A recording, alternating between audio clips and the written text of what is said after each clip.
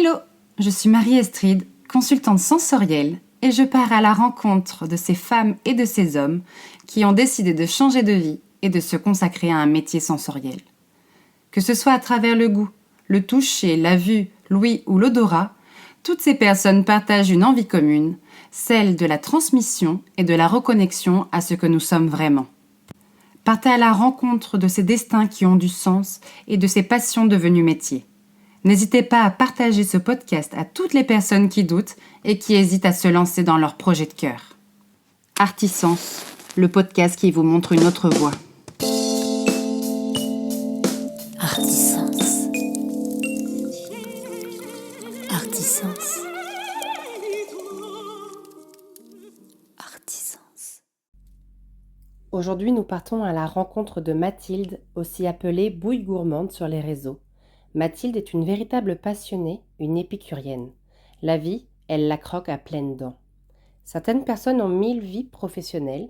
Mathilde a 1000 jobs dans le même domaine. Elle sait se réinventer en fonction des opportunités et des rencontres, avec son signe distinctif, toujours une touche de rouge. Je vous laisse découvrir son histoire et j'espère que cet échange vous donnera envie de suivre votre cœur, ce qui vous fait vibrer. N'hésitez pas à liker et à partager ce podcast. Très belle écoute! Bonjour Mathilde, merci beaucoup d'avoir accepté mon invitation. Avec plaisir. Est-ce que tu pourrais, avec tes mots, sous forme de métaphore, portrait chinois, te présenter ce que tu souhaites? Ah, me présenter. Ouais. Portrait chinois, je suis pas sûre d'y arriver. Je pense que je vais te dire passionnée et épicurienne. J'ai pas grand-chose à rajouter de plus que ça. D'accord. Alors, est-ce que tu peux nous dire un petit peu ce que tu fais dans la vie? Parce que tu es pas mal présente sur les réseaux sociaux notamment. Je crois que tu as à peu près 3000 followers là. On s'approche doucement des 4000, ouais. Je suis Ah, assez chouette. contente parce que c'est pas toujours évident. C'est pas mon métier premier. Je déteste ce mot d'influenceuse, même si on le comprend. Moi, je partage des choses et ceux qui ont envie de suivre ce que je partage, me suivent. Ça, c'est la face cachée de ma vie, enfin l'influence, le Instagram. Et sinon, dans la vraie vie, j'achète du vin pour les magasins V&B en région viticole. Donc, je crée des catalogues complémentaires à ce que la centrale d'achat peut proposer seulement pour les magasins en région viticole. Voilà. D'accord, oui, parce que, alors, comment ça fonctionne quand, par exemple, bon, VNB, il y a Nicolas, il y a d'autres chaînes qui existent, de cavistes où on peut aller acheter du vin en tant que consommateur. Alors, chaque franchise, si je ne me trompe pas, a son catalogue, on va dire, un tronc commun à toutes les boutiques. Et Alors, je te après, parlerai que de VNB parce que bien sûr, oui, oui, la bien sûr. seule que je connais. On a effectivement un tronc commun qui est géré à la centrale et que tu sois le magasin de Lille, Marseille, Brest ou Strasbourg, tu vas pouvoir commander les mêmes vins, les mêmes skis, les mêmes bières. D'accord. Et puis ensuite, moi, je suis arrivée il y a 2 ans, donc c'est assez nouveau. Je crée des catalogues uniquement sur le vin et pour l'instant uniquement en région viticole. Donc j'ai fait le Rhône, j'ai fait la Bourgogne, j'ai fait la Loire, j'ai fait la Provence. Je D'accord. suis actuellement dans le sud-ouest avant de passer sur le Languedoc-Roussillon cet été, où je crée des catalogues complémentaires à ce que la centrale propose sur le vin. D'accord. Donc, c'est à peu près quoi, 30% de leur offre? Non, à peine, à peine. 2 ans, c'est à la fois très long et à la fois très court. Ça représente même pas 10% à l'heure actuelle. D'accord, ok. Non, c'est chouette. Je sais que chez Nicolas, moi, quand j'étais de l'autre côté de la barrière en domaine viticole, c'était 80-20 à peu près. C'était 80 de centrale et 20% de région viticole. Aujourd'hui, nous, c'est 90-10. Mais Ok. je viens leur apporter un peu plus de vin dans le choix de 90. Ah, c'est chouette. Ok. Et alors, tu Voilà. disais en préambule que tu faisais pas ta top 1, 2, 3. Tu n'as pas toujours fait ça.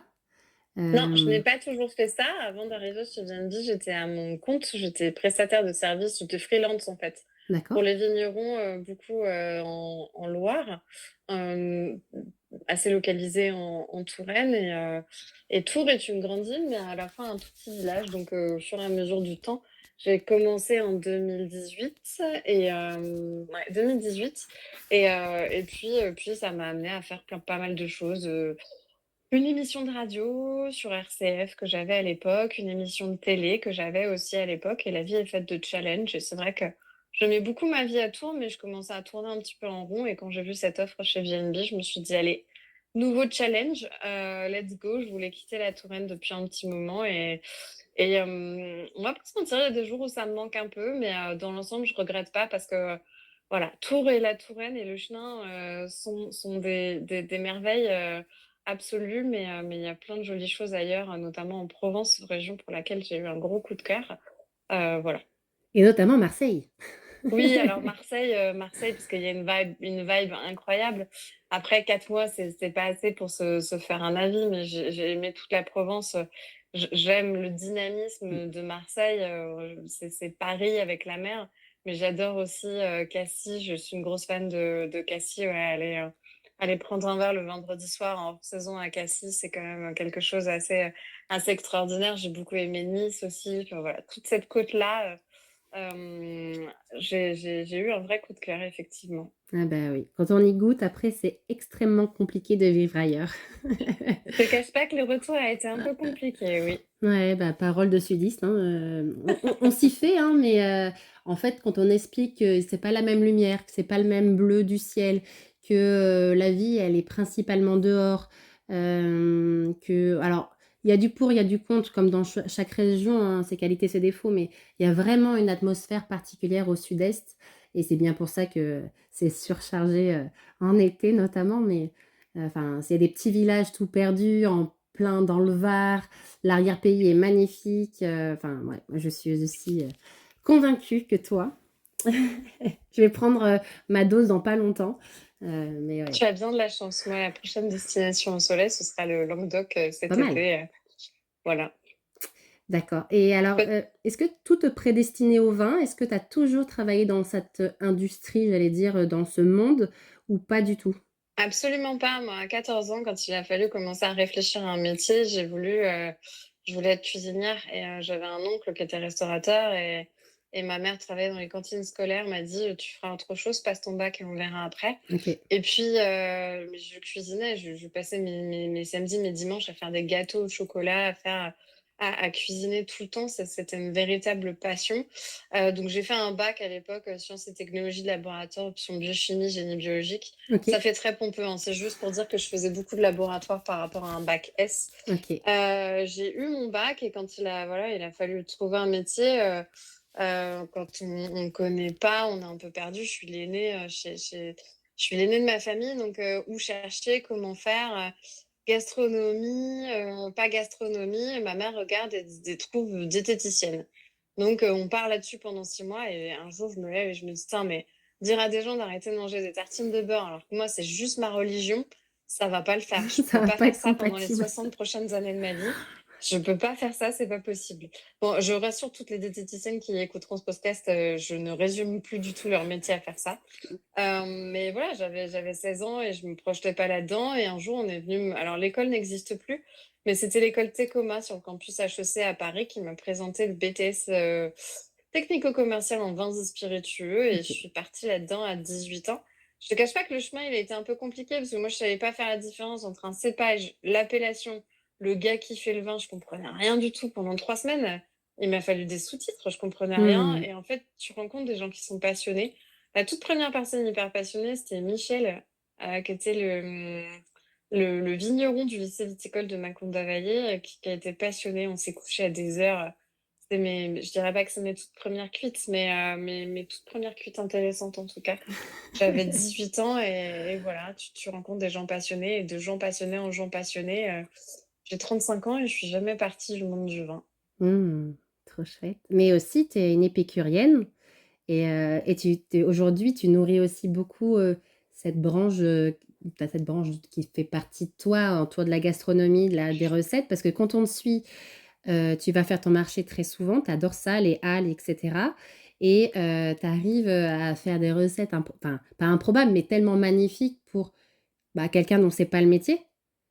Ouais, c'est gentil. Moi, je vois pas ça comme ça. Ouais, je dis pas toujours que je fais du moche et bon. J'ai été à bonne école. Tous les dimanches midi, on allait manger chez mon grand-père qui était agriculteur et qui faisait à manger. Alors, loin de lui, l'idée de faire des tartares de canard aux huîtres, lui, c'était plutôt tout ce qui est partie du veau. Je pense qu'il n'y a pas D'accord. une partie du veau que je n'ai pas mangé entre la tête de veau, la fraise de veau Et quand j'étais petite, je trouvais que ça puait quand je rentrais dans sa cuisine et aujourd'hui, 15 ans après qu'il soit parti, je donnerais, ciel et terre pour Mmh. pouvoir retourner dans cette cuisine et ressentir ces odeurs, de bouts de viande en train de il avait une énorme cuisinière et du coup, ouais, je te donnerais beaucoup pour retourner à cette petite Mathilde qui rentrait, dans la cuisine de ce grand-père très imposant, agriculteur et qui nous a nourris dans tous les sens du terme. Il nous a nourris en valeurs, il nous a nourris, beaucoup nourris, en alimentairement parlant. C'est des souvenirs d'enfance qui sont assez incroyables et je pense que ouais, c'est cette passion qui coulait de je sais pas si lui était passionné, mais cette passion du partage et ce qui coulait naturellement dans ses veines, ça coule dans les miennes aujourd'hui aussi, c'est sûr. Et oui, et c'est pour ça peut-être que tu as choisi aussi le vin, par rapport à ces valeurs-là? C'est possible Mmh. que le partage et ouais, l'envie de partager, me suit depuis un petit moment, depuis l'enfance, ouais, c'est possible. Alors que chez nous, le dimanche, c'était pas des grands crus qu'on buvait, hein, c'était pas voilà, on buvait pour Pour être boire, quoi. ensemble. Ouais, ouais, tout à fait. Ouais, ouais, moi, c'est pareil, hein, je suis tombée là-dedans, pareil, il y avait des bouteilles de vin, c'était pas forcément des étiquettes, ou pour faire, je sais pas, pour se la péter, c'était juste pour partager ce moment-là, agrémenter un bon plat, familial et ça faisait le taf, quoi. Ouais, la renommée des vignerons et l'aspect spéculatif je crois que j'ai découvert ça, je devais avoir 25 ans. Ça arrivait assez tard, pour moi de comprendre qu'il y avait des vignerons qui se vendaient plus cher juste parce qu'ils avaient un nom dans une appellation, ouais. Ça arrivait assez tard chez moi. Mmh. Et tu arrives à avoir ce pas de côté encore, comme, une novice? Je sais que c'est compliqué comme question, mais quand on est face aujourd'hui à une baisse de la consommation qui est assez globale, est-ce que tu le comprends? Que les gens Ouais, ouais, j'ai un comité de dégustateurs lambda, c'est-à-dire que quand je retourne chez mes parents avec mes 2 sœurs et mes 2 beaux-frères, je peux te dire que je retombe dans la consommation de monsieur et madame tout le monde, voilà. d'accord. Donc ils sont là et ça m'aide à garder un petit peu les pieds sur terre de là où moi je pourrais, voilà, avec eux, que j'ouvre un Ganva ou un François Chidен, ou un Gargalou parce que je travaille chez VNB, c'est exactement la même bouteille. Ils ont aucune notion, donc ça me remet un petit peu les pieds Mmh. sur terre, de temps en temps, ouais. Et du coup, comment est ton approche justement avec, ton ce comité? Hem, Comment est ton approche? Est-ce qu'ils vont juste boire et pas forcément dire ce qu'ils ressentent? Ou alors est-ce que tu vas les Si, si, si. aiguiller? Alors mon père est un peu plus pudique par rapport à ça et je pense que quand tu un papa, il ne dit pas toujours. Ma mère est très franche. J'aime pas et mes sœurs, à partir du moment où il y a du sucre, alors j'ai une sœur qui boit absolument pas du tout de vin et mes beaux-frères, ouais, j'en ai l'un, c'est quand il y a du sucre, il est content et l'autre, il est assez facile à satisfaire, je vais y arriver. D'accord, OK. Ouais, donc du coup, c'est plutôt j'aime, j'aime pas et pas Oui forcément, et ouais. c'est finalement ce qu'on demande, Mmh. nous, entre professionnels, de débattre, de savoir s'il y a du coquelicot, de la pastèque ou du pissenlit. C'est hyper intéressant. Après, le consommateur lambda et si aujourd'hui on assiste à une déconsommation du vin, c'est parce que l'ensemble de la filière, et je me mets dedans, on l'a complexifié. Est-ce Complètement. que quand tu es à Mmh. table, ton dimanche midi, il faut savoir si ton vin rouge, il sent la pastèque ou le coquelicot? Ou alors, est-ce que, ce qui est important, c'est que ta belle-mère, elle va aimer et qu'elle t'en parle pas pendant 8 mois parce que le vin du dimanche midi, il était pas bon à table. Ouais, c'est Voilà, clair. Ouais, non, je suis d'accord et justement aujourd'hui, donc tu es en freelance toujours ou pas du tout? ma société est toujours ouverte, D'accord. j'ai toujours des petits contrats, mais je consacre quand même beaucoup de temps à VNB, oui. D'accord, OK. Et qu'est-ce que tu aimerais faire là si je te disais, c'est carte blanche dans les 5 prochaines années? Monter en compétence, je pense, prendre la direction commerciale d'un domaine ou être acheteuse pour un groupe de restaurateurs, qui aimeraient centraliser ses achats, vin, why not spi? J'avoue que la bière, c'est très paradoxal quand on travaille chez VNB, mais la bière, c'est pas mon domaine. D'accord. S'il y a un domaine que j'aimerais découvrir, c'est les spiritueux. Le marché du pastis n'est pas à l'heure actuelle, assez important pour que je m'y intéresse, mais c'est quelque chose que j'aime beaucoup, donc voilà. Si j'avais envie de rêver, je rêverais à ça. D'accord et est-ce que tu pousserais, encore plus, la gastronomie, le lien entre les 2 ou pas du tout? La gastronomie reste pour toi ton plaisir, j'allais dire personnel Ou est-ce que La question que tout le monde me pose quand j'invite les gens à manger, c'est: «Un jour, tu ouvriras un restaurant?» Non. Alors, faut jamais dire jamais, hein, je touche du bois, ta peau de singe, tout ce que tu veux. Non, je veux que ça reste un plaisir. Il y a une différence entre, faire la popote et un entreplat dessert, pour tes potes quand ils viennent, manger chez toi et passer une journée en cuisine et en faire son métier. Je suis pas experte en mise en place, je suis pas experte en service. Aujourd'hui, on assiste aussi sans jugement aucun et chacun fait ce qu'il veut. Moi, quand j'ai des copines qui viennent chez moi et qui me disent: «Je suis végétarienne», j'ai pas de problème, c'est leur choix. Je leur fais un plat végétarien. En revanche, tenir un restaurant et avoir à l'improviste quelqu'un qui mange pas de lactose, quelqu'un qui mange mmh, végétarien. Les régimes aujourd'hui sont trop, je pourrais pas suivre en fait, restrictif? Ouais, pour avoir un restaurant. Je veux que ça reste un plaisir. En revanche, oui, pourquoi pas, travailler pour un restaurateur, heu, pas forcément en tant que sommelière, mais en tant qu'acheteuse, oui, pourquoi pas. d'accord, OK. Participer à une construction de carte des vins, à une construction de gamme, oui, pourquoi pas, affaire à suivre.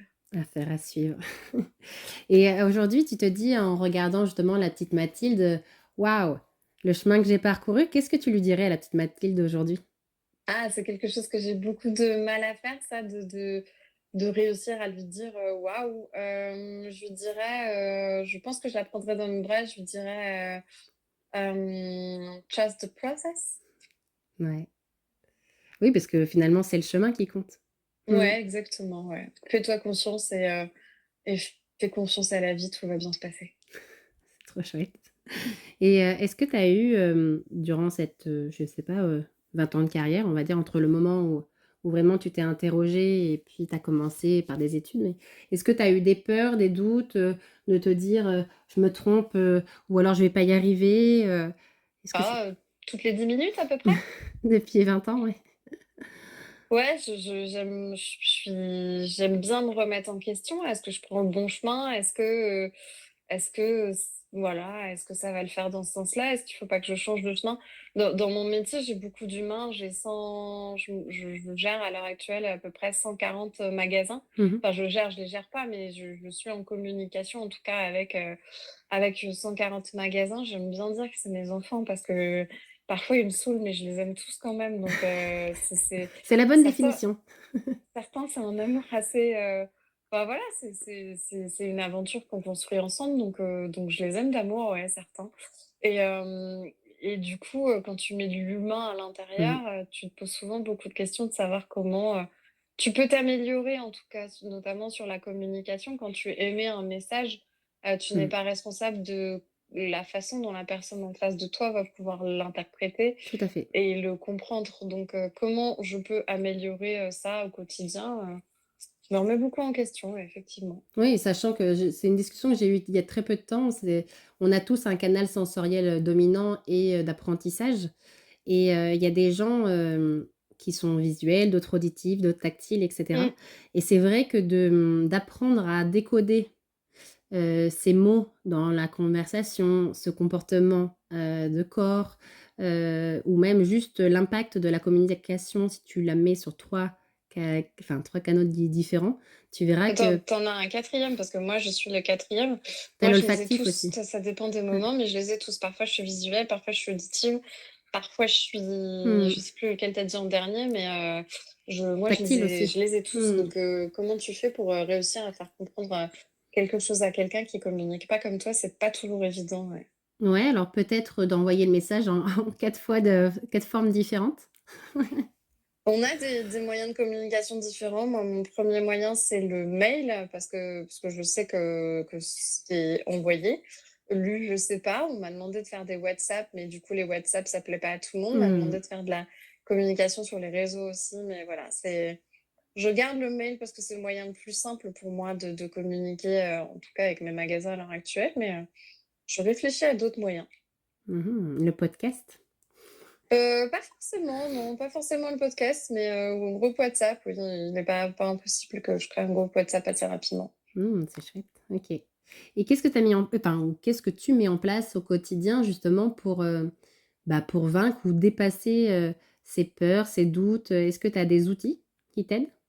J'essaye de lire beaucoup, de déconnecter, des réseaux, déconnecter du travail. Entre janvier et avril, c'est une chose assez compliquée parce que tout tombe en même temps et pendant 3 semaines, on travaille quasiment pas puisqu'avec les salons, c'est assez compliqué de faire de l'opérationnel.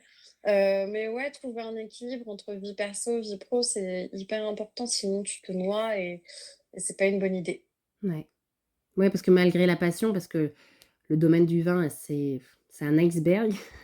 Tu penses toujours connaître des choses, mais en fait, enfin, tu en connais, mais il y a encore tellement à découvrir, mais c'est quelque chose C'est de ce tellement c'est ce mouvant. qui fait, ouais, Mmh. la passion, enfin la ouais, le côté passionnant du monde du vin. Moi, je Mmh. voulais pas m'ennuyer parce que tu te dis: «Ouais, je vais travailler 60 ans, Mmh.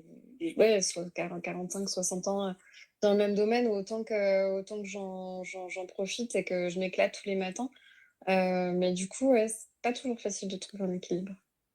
Est-ce que tu aurais souhaité faire autre chose? Parce que là, tu dis justement, on doit travailler 45 ans, 60 ans dans le même domaine, mais pas forcément. Il y a beaucoup, beaucoup de gens qui se reconvertissent et qui ont 1000 vies. Après, on peut avoir 1000 vies dans le même domaine, ce que tu fais toi. Ouais, Mais je crois que j'ai mis une vie dans le même domaine, ouais. mais est-ce que tu as eu un jour un rêve un peu fou, qui n'a rien à voir et tu te dis ou tu t'es dit: «Pourquoi pas?» Pas forcément, non. D'accord. Je crois que je suis bien là où je suis. Ouais, tu as trouvé Oui, j'ai ta voie. trouvé, Mmh. demain je me verrai pas, enfin je le vois quand je suis en société, à part parler de vin et de gastronomie, il y a pas grand chose qui m'intéresse derrière donc voilà, la mode est pas pour moi quelque chose de très intéressant. Non, le vin et la gastronomie, c'est mon truc, ouais. Je crois que Mmh. je suis bien à cet endroit-là. Bah, non, oui, tu l'es bien, mais tu me dis que la mode, ça t'intéresse pas. Je tiens à préciser pour les gens qui ne te connaissent pas que tu as un signe distinctif quand même. Je suis régulièrement habillée en rouge et noir l'hiver, en rouge, blanc et bleu l'été, ouais. Et pourquoi ce rouge? Est-ce que tu sais le Aucune idée. C'est depuis, quand j'étais adolescente, je me souviens mes copines au lycée, j'étais habillée en marron, je mettais beaucoup de marron et de vert et puis j'ai mis une robe rouge un jour, j'ai mis une 2 robe rouge et c'est vrai que c'était l'année dernière, c'était pas si poussé, mais là, cette année, je sais pas. Tous les jours, il faut que j'ai un truc de rouge. Je crois que ça me rassure, en fait, d'être habillée en rouge et noir, voilà. Alors ça fait longtemps que je mets du rouge, mais tous les jours, depuis cet été, je crois, tu vois? C'est d'être partie de la Provence, je me suis dit: «Je vais me rassurer en quittant cette vibe et cette énergie de dingue que j'ai trouvée là-bas, en mettant du rouge». ouais, puis ça te va bien, Bah, clairement, c'est gentil, merci. Non, non, mais c'est vrai, mais et en fait, ce que j'allais te dire, il faut oser être vu avec du Je rouge. Tu vois? Je crois qu'il y a Ouais, de je ça. crois que c'est quelque chose que j'aime bien et j'assume.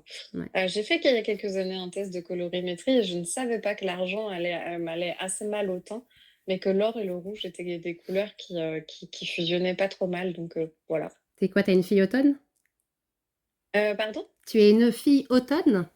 Aucune idée. Enfin, le test de colorimétrie, pardon, moi je Ouais, l'avais fait. c'était un Mmh. test juste avec des couleurs, j'ai pas plus de détails que ça. Ouais, bah, ça doit être ça. Et est-ce que tu pourrais nous dire, pour terminer ce podcast, quelle est, si tu as, et quelle est, ta Madeleine de Proust? À part, rentrer dans la cuisine de ton grand-père et cette odeur, est-ce que tu en as d'autres? Ah, ma Madeleine de Proust, on va dire que, c'est pas forcément ce qui relie au passé. Ma Madeleine de Proust et ce que j'adore faire, c'est, 15 potes autour de la table et cuisiner pour eux toute la journée et les voir juste, kiffer. Ça, c'est du Mmh. bon vin, de la viande, des légumes, des entrées, plats, desserts et juste kiffer comme ça, à se raconter, à débattre, et à boire du vin et à finir, par s'endormir, au bord de l'eau avec le soleil qui te tape, parce que tu es fatigué. Voilà. Tu fatiguée d'avoir bien mangé, bien ri, Exactement, Ah non, mais ça, c'est la vie.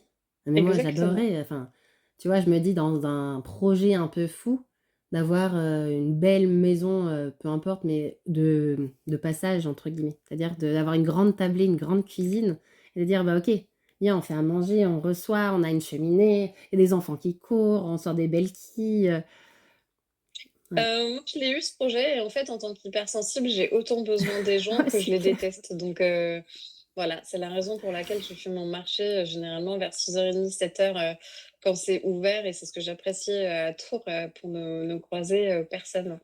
J'ai besoin de moments à moi et de moments assez calmes. Mmh. Ouais, je comprends. De ressourcement. Exactement. Bah, je te remercie beaucoup Mathilde pour ton temps, Je t'en prie, pour ces avec grand partages. plaisir, Je c'était très chouette. je partagerai bien évidemment ton compte Instagram si tu me le permets et Avec grand puis plaisir. vraiment Insta, Facebook, tout. ouais, je vous invite vraiment à la suivre parce qu'elle est pétillante et c'est vraiment un mot qui revient beaucoup. J'ai vu sur tes, quand tu poses des questions, enfin voilà, des questions anonymes ou pas. C'est vraiment solaire, pétillante, tu donnes envie, ouais, de manger bien, de prendre le temps, de se faire du bien, quelle que soit, j'allais dire, l'activité, mais en tout cas, toi, ça passe par préparer ces plats, pour tes proches ou pour toi, aller au marché le week-end. Tu partages aussi pas mal de ton travail, de tes découvertes de vignerons, de régions viticoles qu'on connaît peu finalement, ce qui se cache derrière les étiquettes ou les appellations et je te remercie pour ça parce que, bah, en fait, quand on aime quelque chose ou quand on est passionné par un domaine, parfois il est compliqué de communiquer, juste, de façon juste et pas juste pour les réseaux, juste pour l'algorithme et cetera et toi, tu montres juste qui tu es et ce que tu aimes et ça fonctionne, en fait. Bah, merci beaucoup, c'est très gentil.